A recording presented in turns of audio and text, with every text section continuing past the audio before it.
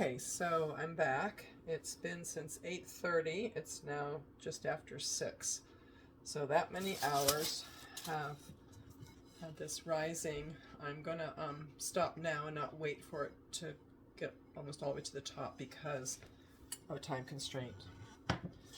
I'm tired and I don't want to have to do that any later than I'm gonna do it now because the next steps take a while.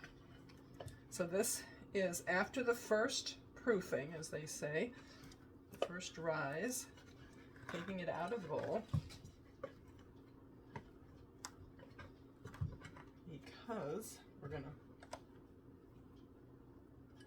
to fold it in like we're kneading, like we did the first steps, and get that out of the bowl. Okay, so stretch it, fold it, stretch and fold, stretch and fold, stretch and fold. So you do that all the way around several times, just whatever order you want to do it in. Having the red mat is a little bit more awkward, but I wanted to get it on there instead of the counter. So I say you pull it and fold it in, pull it and fold it to the middle, pull it, fold it to the middle. And it's quite pliable. So what it's doing is building the gluten by doing that. And the more we do it, the stiffer, so to speak, it feels. Okay, so this is the whole recipe, and I'm going to divide it so we can make 2 more modest loaves instead of one huge one in my Dutch oven. So I can tell how much tighter it's getting, and it makes it quite easy to work with. Okay, and then I'm going to cut it in half. One is usually a little bit smaller because the one bowl I use is a little bit smaller. And then just to shape it, I'm going to just stretch it a little bit just to get it shaped. What we didn't talk about was to make it the best consistency and crumb, as they say, what it looks like after you slice it, the holes and stuff. This is called a banneton.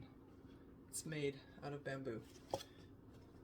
It originally had a cover that just had an elastic around it, but I have to use this now because that didn't work.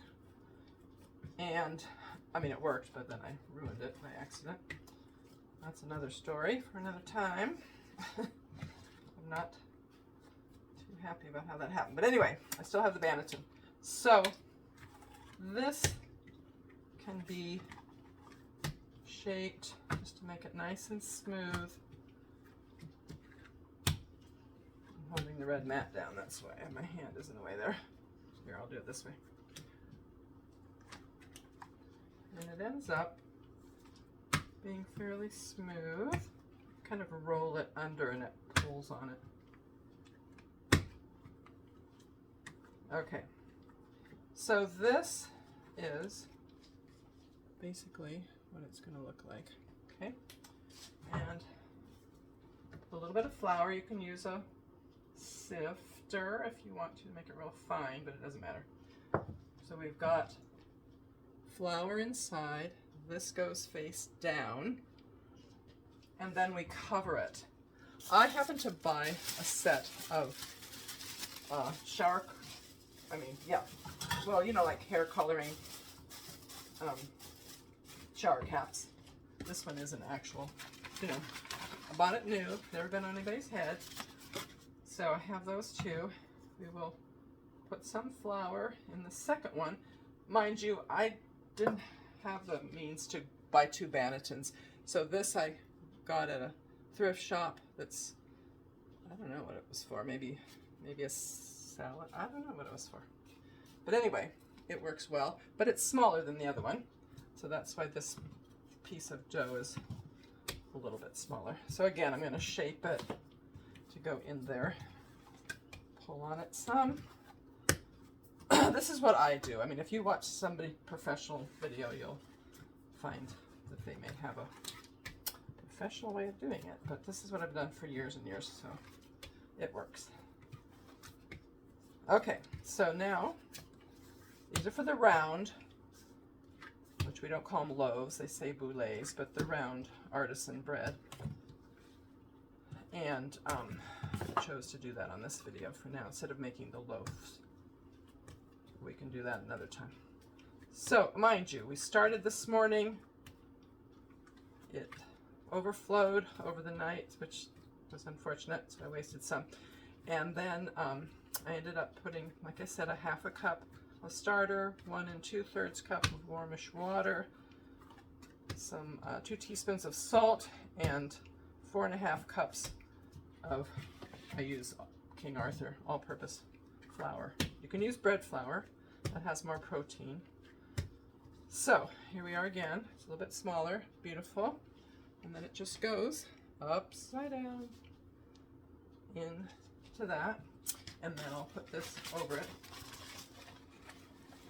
Don't put flour on top. You just put it on in the bowl itself, in the banneton. Then you put it away into the oven, which is not on. It's just away, and I turn the light on to give a little warmth.